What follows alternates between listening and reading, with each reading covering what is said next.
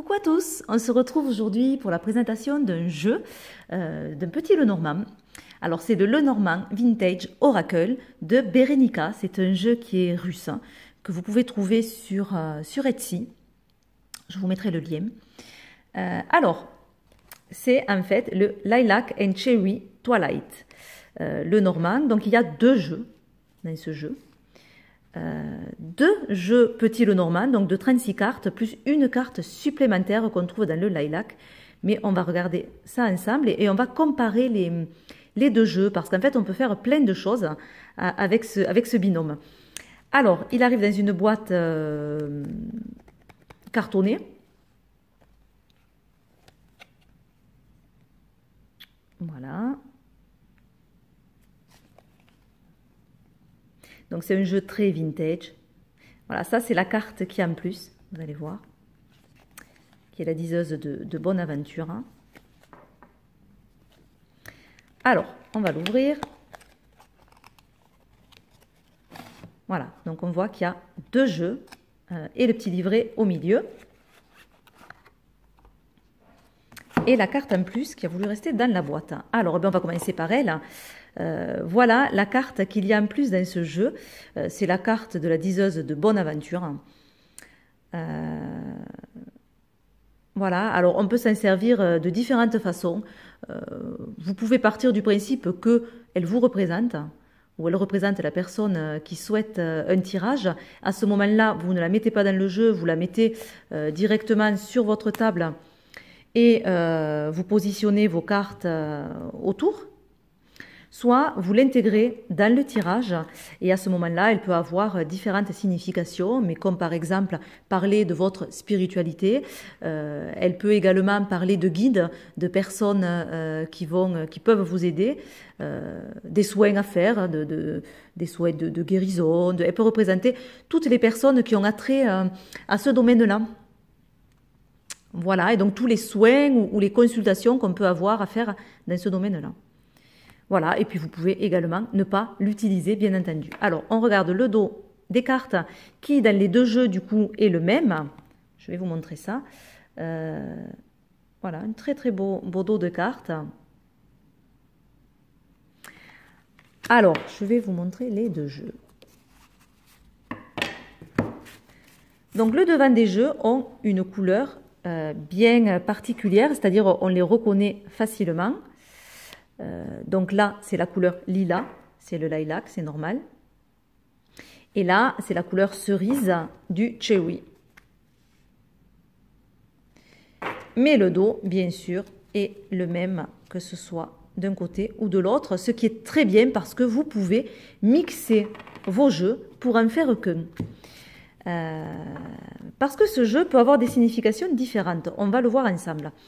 Mais il peut également garder les significations traditionnelles du petit Lenormand. Et à ce moment-là, vous pouvez faire votre jeu de 36 cartes que vous souhaitez et choisir l'illustration qui vous plaît le mieux dans chacune des versions.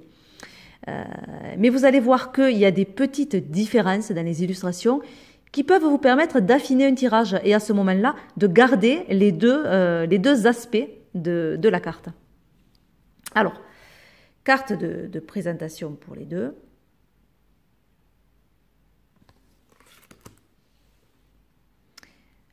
Et on y va. Alors, celui-là, j'ai mis à l'envers. Alors, on a une cavalière hein, sur ce côté-là et sur celui-ci, un cavalier. Voilà, la grande différence. Alors, on va regarder sur le livre. Alors, je vais vous montrer les deux de plus près.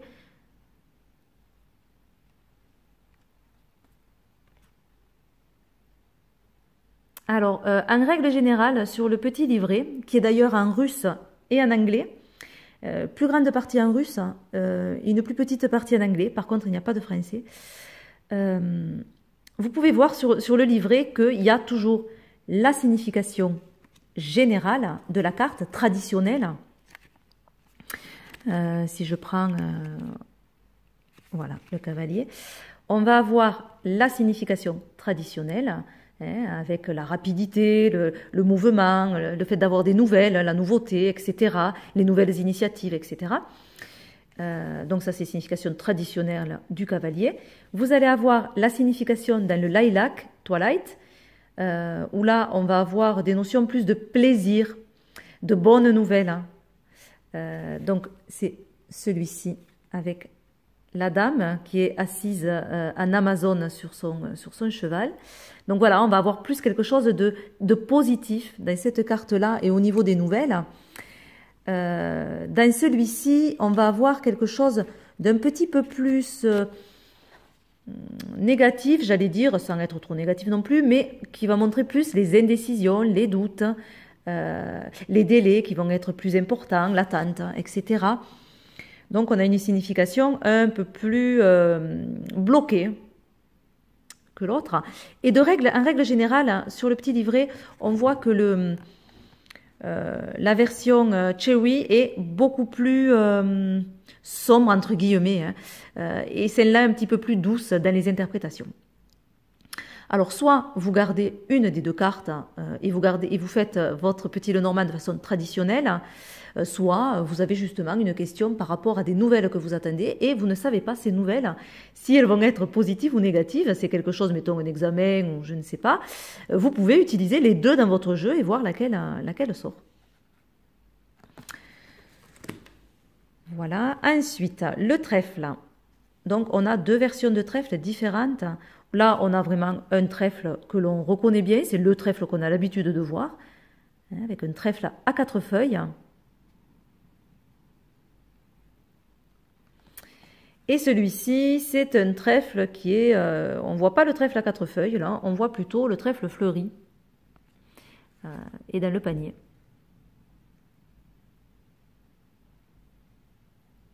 Alors, celui-ci, dans le livret, bon, on a vraiment la signification traditionnelle du trèfle, avec la chance, des moments qui sont agréables, mais peut-être fugaces, mais en tout cas la chance que l'on peut avoir ou les opportunités. On a cette même signification dans cette version-là, avec vraiment de grandes joies et vraiment, c'est vraiment la chance. Par contre, sur celui-là, on a aussi quelque chose de positif, mais avec le fait qu'il va falloir travailler pour arriver à cette chance-là. Elle ne va pas arriver toute seule. Ce n'est pas une opportunité qui arrive à nous comme là, c'est quelque chose qu'on doit aller chercher. On l'a mis dans le panier, il y a un effort. Donc on sent bien l'effort finalement pour arriver à quelque chose de bien. Voilà en gros. Le bateau. Donc on a un beau voilier et là on a un plus gros voilier, mais qui fait presque voilier de guerre, j'ai l'impression. Non, je voyais de la fumée, j'avais l'impression qu'il y avait un canon là, mais non, non, non, non, non, non, pas forcément.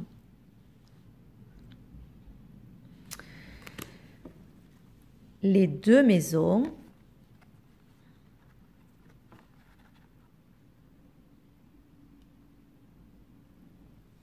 J'espère que vous n'avez pas trop de reflets. Voilà, donc ambiance différente dans ces deux maisons. Je sais déjà laquelle je garderai. Les arbres, là aussi, on a vraiment des significations différentes et on peut les faire parler différemment. Alors, je n'ai pas regardé le livre pour chaque carte, mais déjà, on peut voir qu'on peut parler différemment sur ces deux arbres qui montrent justement deux saisons différentes.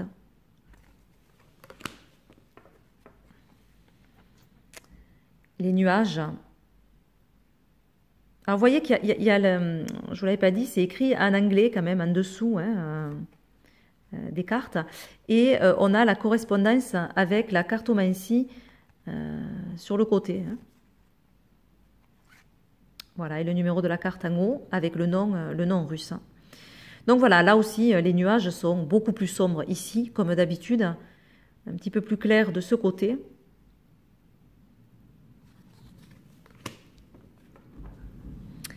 On a deux beaux serpents.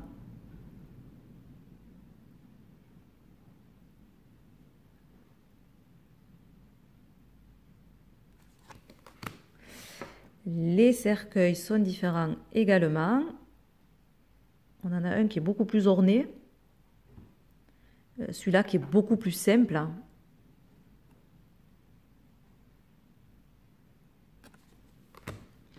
Les bouquets.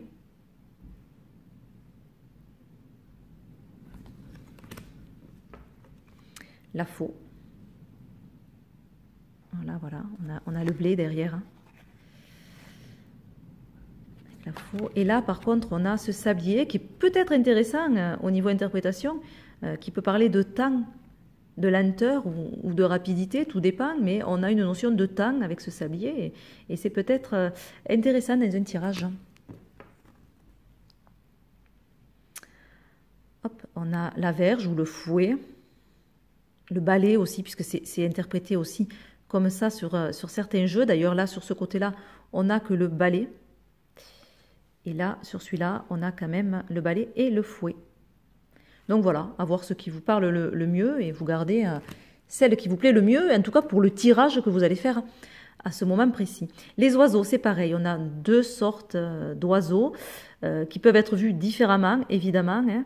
On a ces petits oiseaux. Là, vraiment, on a une idée de communication. Déjà, ils sont plus nombreux. On a une idée de cancan, hein, des choses qui se disent, des critiques, du bavardage. Ça piaille, on le sent piailler.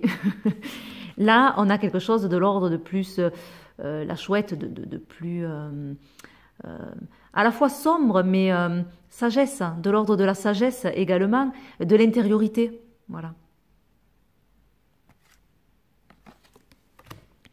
Les enfants, donc là, pareil, il y a une petite fille de ce côté et on a un petit garçon de l'autre côté, mais ils sont vraiment adorables, je vous les montre de plus près.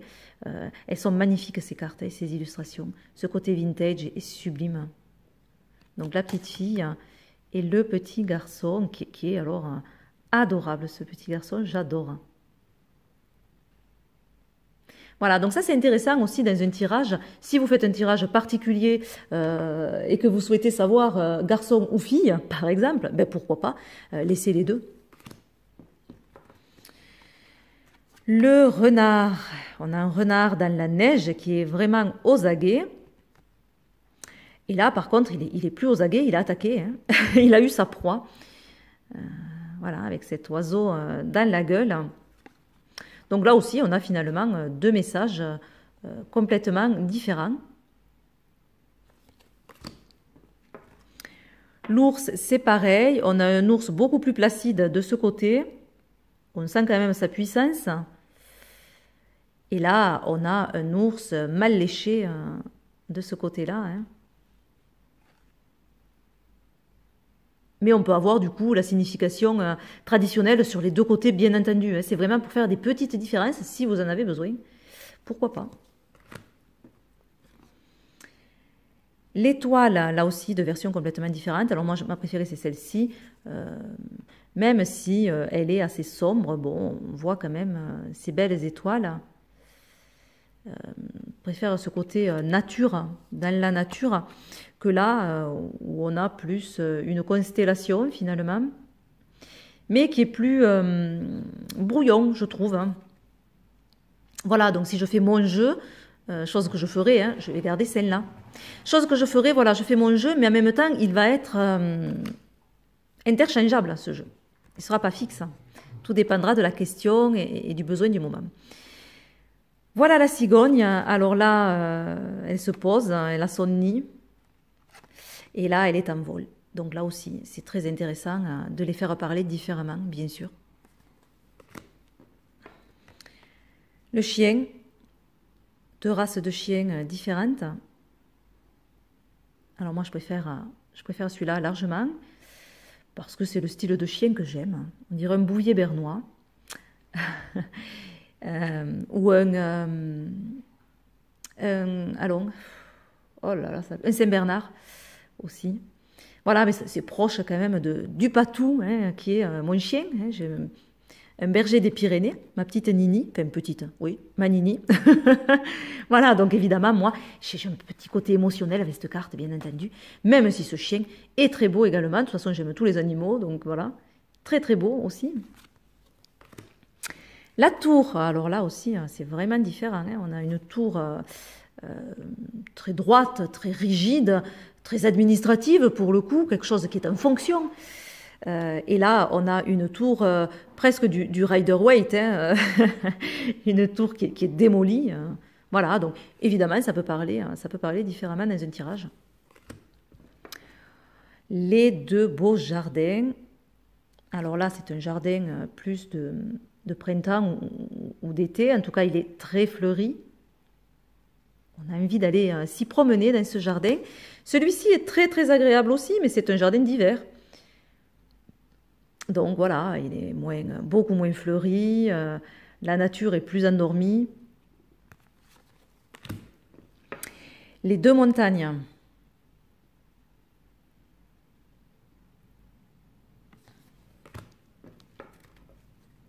Les chemins. Là, on a plus une idée de choix, je trouve. On a vraiment les deux chemins qui se séparent, hein, dans une idée de savoir lequel je prends. Celui-ci, on a plus une notion de cheminement, avec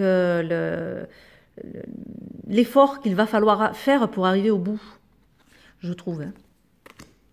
J'ai pas lu les livres, hein, moi, c'est ce que je vous dis là, comme ça. Là, on a la souris hein, qui mange... je sais pas trop ce que c'est, ça. Bon. Voilà, qui grignote et qui fait son petit trou. Et là, on a le rat. Donc, vraiment, version plus grosse.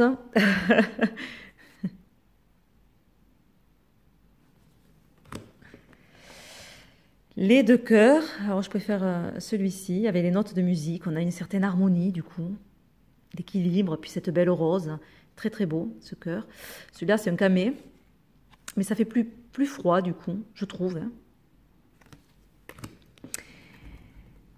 L'anneau, ou la bague. Voilà, mais d'ailleurs, c'est un anneau ou une bague.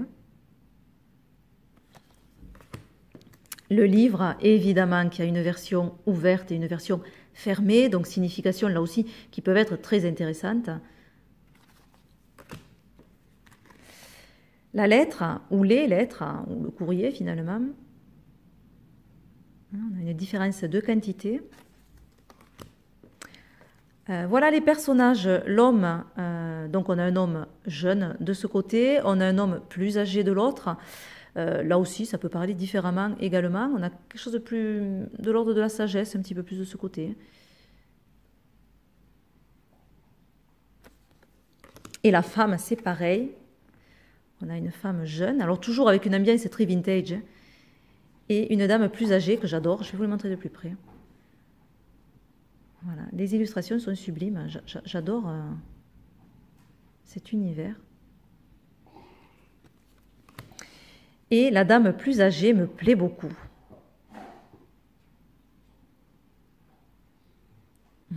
Trop belle. Le lys. Alors là aussi, deux couleurs différentes, donc deux significations différentes. On a quelque chose de plus sage. On a quelque chose de plus sensuel avec le rouge. Là, on est plus dans la sexualité, finalement. Et là, dans la pureté. Le soleil. Alors, j'ai l'impression que là, c'est un lever de soleil et que là, c'est un coucher de soleil. Voilà. Intéressant aussi, entre le lever et le coucher du soleil. Pareil pour la lune, c'est deux phases lunaires différentes. On a la pleine lune de ce côté, on a le croissant de lune de celui-ci. Donc pareil, deux phases différentes comme pour le soleil, qui peuvent parler différemment, c'est intéressant. La clé. Alors là, on a la porte fermée avec cette clé qui apparaît presque comme la solution, qui est proche, hein, voilà. Là, elle est posée sur la table et on comprend là qu'on va ouvrir un coffre. On a une notion de plus d'intériorité là finalement, ou de quelque chose de plus intérieur.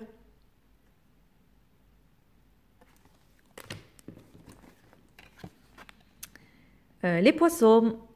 Donc là, on a plus une question une notion d'abondance, hein, puisqu'il y a plusieurs poissons. Et de liberté également, parce que là, effectivement, il y a aussi 3 poissons, mais ils sont enfermés dans le bocal, donc voilà, hein, là, on a quelque chose de vraiment différent. Alors, l'encre, là aussi, hein, on a vraiment une différence. Hein. Là, elle est au milieu de l'eau. Elle est au milieu de l'eau. Il y a les vagues tout autour. On peut avoir vraiment, au niveau des émotions, quelque chose de différent. Et on peut imaginer qu'on lève l'ancre là, parce qu'elle est dans l'eau. On ne sait pas trop si elle se plante ou si elle se lève, finalement, cette ancre. Là, par contre, elle est plantée. Elle est même plus dans l'eau. Là, on a quelque chose de plus... qui stagne un petit peu plus. En tout cas, de plus ancré. Et là, un petit peu plus actif, finalement. J'arrive, Nini. Elle veut sortir. La croix. Donc là aussi, quelque chose de vraiment différent. On a ce soleil. Alors, elles sont lumineuses quand même, ces deux croix, je trouve. Elles sont pas sombres. Hein. On a le soleil sur chacune d'elles. Celui-là se lève à l'arrière. Et celui-ci, c'est vraiment dans l'illustration de cette croix. Par contre, là, on a l'eau qui va vraiment parler plus d'émotion, finalement. Hein, on va faire rentrer plus d'émotion dans cette croix que dans celle-ci. Voilà pour ce jeu, enfin ces jeux, mais que vous pouvez en faire qu'un, le combiner selon l'envie. Voilà, donc c'est un jeu qui reste vraiment très très intéressant, surtout si vous aimez le système du Petit Lenormand. C'est un jeu qui est très riche du coup.